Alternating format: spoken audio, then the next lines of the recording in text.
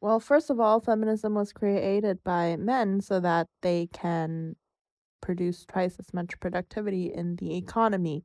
And it did exactly that. Like, we have more girls in school who are doing really well, and we have more women in the workforce who, of course, are also contributing to the GDP of their countries. But the byproduct of that is that when you make a woman have more money, she can start being in the provider role, but it kind of goes against, I think, sexual selection in a way because women does tend to do hypergamy. I mean, we have been wired biologically and also historically in the past as well to follow men for, I guess, providing with money and resources. But the modern society has taken away a lot of what men can provide as traditional values.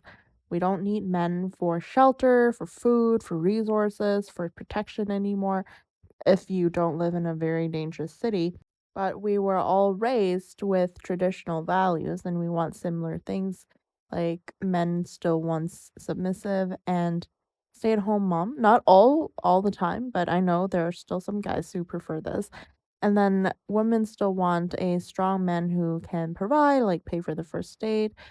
So we have to rewire the way we think and adapt, but I don't think we have figured that out yet.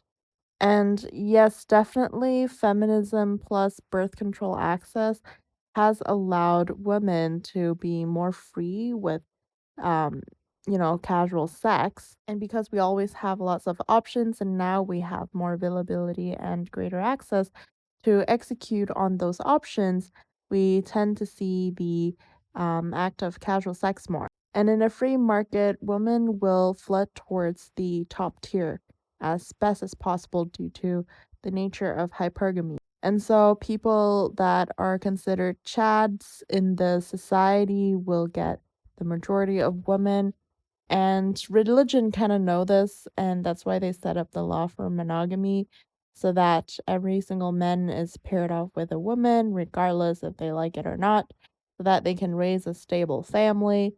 And they also probably understand that pair bonding is an important thing. But I don't know. What do I know? But now people are not having kids as much, nor do they want it as much, nor can they afford it. So the problem with monogamy doesn't matter as much because people don't want to build families. They just want to live, enjoy, and die. And for women that does want a family, I think they need to adjust their expectations of what they want in a man.